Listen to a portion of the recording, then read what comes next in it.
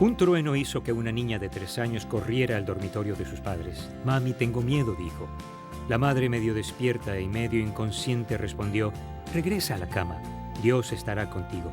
La pequeña figura permaneció en la oscura entrada y luego dijo con suavidad: «Mamá, yo dormiré aquí con papá.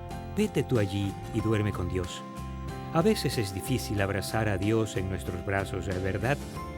El teólogo y autor A.W. Tozer dijo: «Lo que viene a nuestra mente cuando pensamos en Dios es lo más importante de nosotros». ¿Por qué? Porque esa mentalidad o la ausencia de ella dirigirá todo lo que somos y todo lo que hacemos. Así que el viaje comienza con nuestra creencia en Dios, con la pregunta clave: ¿quién es Dios?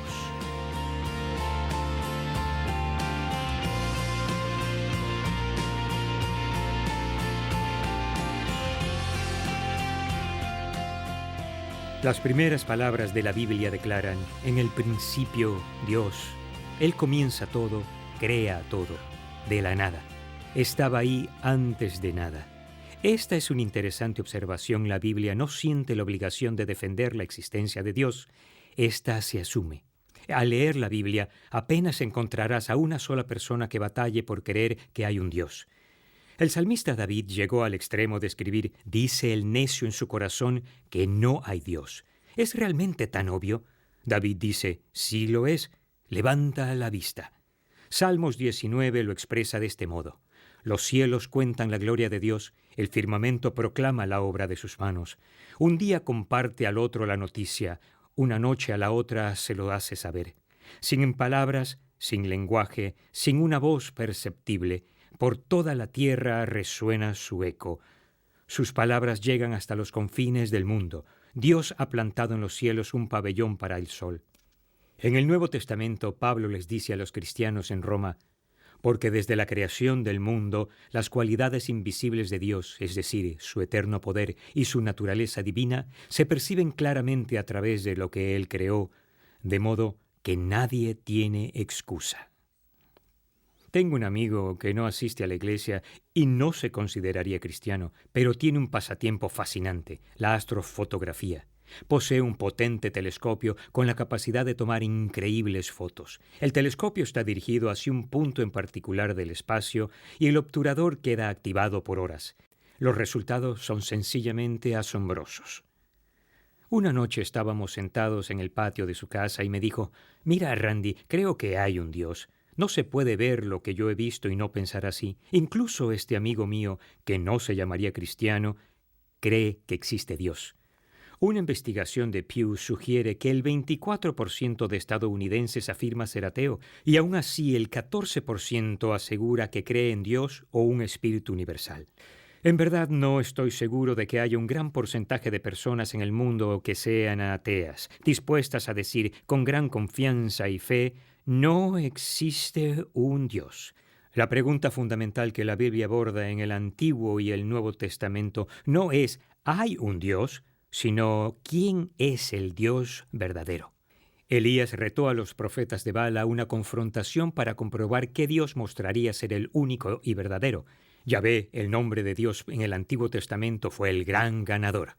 Antes de que Josué muriera, reunió a los hijos de Israel y los desafió a escoger: retroceder y adorar a los dioses de sus ancestros, a un Dios llamado Quemos, o elegir a Yahvé, pero decidan. Josué fue el primero en declarar su lealtad. Dijo: «En cuanto a mí y mi familia, serviremos al Señor». He aquí algo que mi amigo dijo y considero que es una afirmación justa e intelectualmente sincera. Creo en Dios, pero no estoy seguro de que Jesús sea la revelación de Dios. En el Nuevo Testamento, el apóstol Pablo llegó a Atenas y observó la gran cantidad de ídolos que adoraban. Él se puso de pie y señaló que tenían incluso un altar con la inscripción «Al Dios no conocido», y pasó a presentar su caso a favor de Jesús como el único y verdadero Dios que creó los cielos y la tierra. Al final del día, algunos creyeron y otros no. La idea clave que se pide a los cristianos que acepten como verdad es: creo que el Dios de la Biblia es el único Dios verdadero, Padre, Hijo y Espíritu Santo. Ahora, esta es una declaración acerca de Dios que es muy única de la fe cristiana. Existe solo un Dios verdadero, pero está compuesto por tres personas. Eso es impresionante, ¿verdad? Pero es importante entenderlo. En la historia, estudiantes de las Escrituras han intentado encontrar cómo describir esto en un lenguaje comprensible. La descripción más común: Dios es tres personas que comparten un ser. Cuando pienses en una persona, piensa en ti. Yo, Randy Frazee, soy una persona. Cuando pienses en un ser, piensa en algo fuera de ti que alberga a varios, en este caso tres, juntas como una sola. Existe una imagen que me ha ayudado a entender. Imagina a tres personas juntas dentro de un aro de hula hoop. Sí, ese anillo plástico que requiere movimiento de caderas para darle vueltas, algo que yo nunca he podido lograr. La unicidad de Dios se encuentra en el hula hoop, pero hay tres personas distintas y reconocibles en el interior. Cada una conlleva la idea completa de Dios. No hablamos de tres dioses separados. No hablamos de un Dios que se manifiesta en tres formas diferentes, a veces como un padre, a veces como un hijo y a veces como un espíritu. Hacemos referencia a tres personas que se manifiestan en un solo ser, todas al mismo tiempo. En Lucas 3 se relata una historia en la que las tres personas aparecen en el mismo acontecimiento.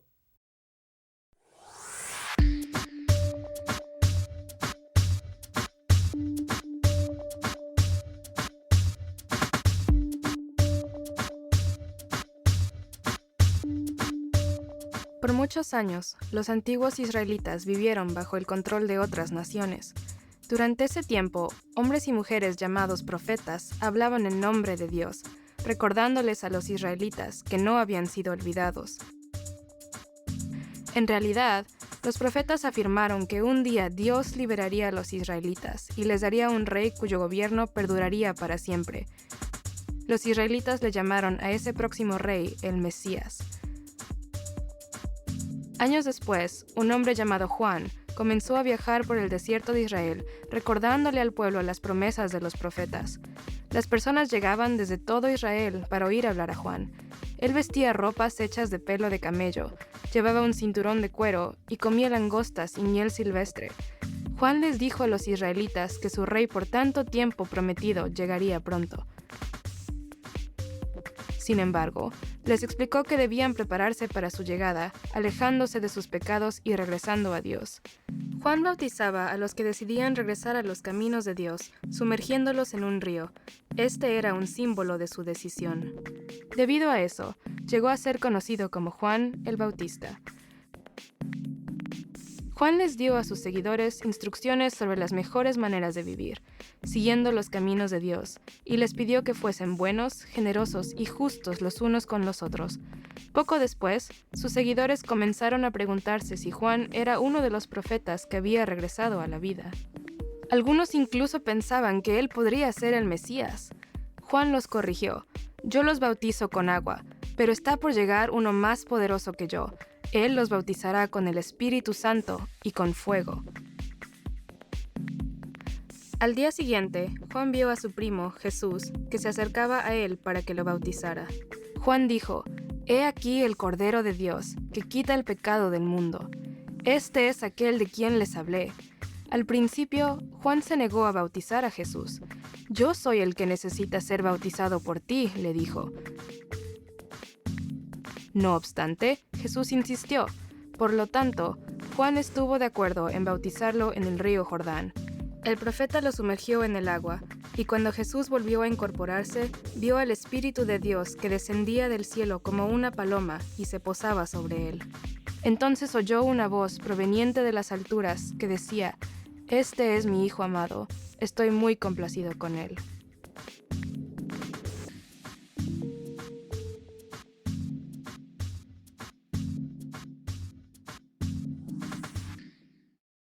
¿Reconociste a las tres personas?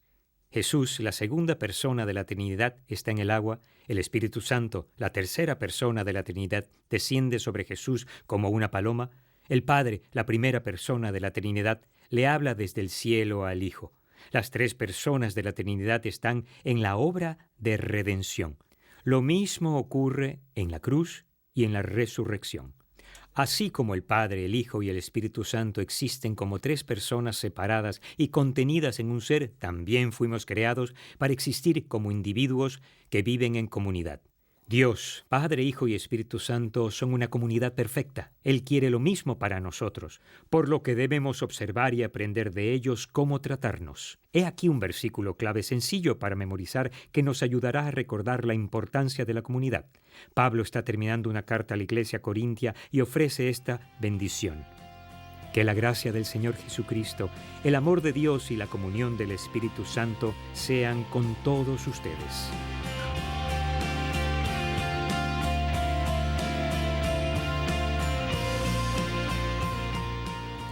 Y si realmente creyéramos esta verdad, que el Dios de la Biblia es el único Dios verdadero, Padre, Hijo y Espíritu Santo, ¿cómo guiaría nuestro modo de vivir? Si aceptamos al Dios de la Biblia como el único Dios verdadero, tres pensamientos nos dirigirán. 1. Porque Dios es Dios. Yo no lo soy. 2. Él está a cargo y tiene el control. 3. Quiero conocer y seguir su voluntad para mi vida. Uno de los mayores fracasos de la humanidad, comenzando con la caída de Adán y Eva, fue querer apoderarnos del papel de Dios para nuestras vidas. No funcionó para ellos, tampoco para nosotros. Pero cuando situamos a Dios en el centro de nuestra existencia, es sorprendente cómo mejora nuestra vida. Si aceptamos a las tres personas de Dios como Padre, Hijo y Espíritu Santo, veremos cómo se tratan el uno al otro e imitaremos esos principios en nuestras relaciones mutuas. Porque fui creado a la imagen de Dios y para las relaciones. 1. Reconozco la plena personalidad del otro y respeto los límites. 2. Estoy atento a los derechos, preferencias y comodidades de los demás. 3.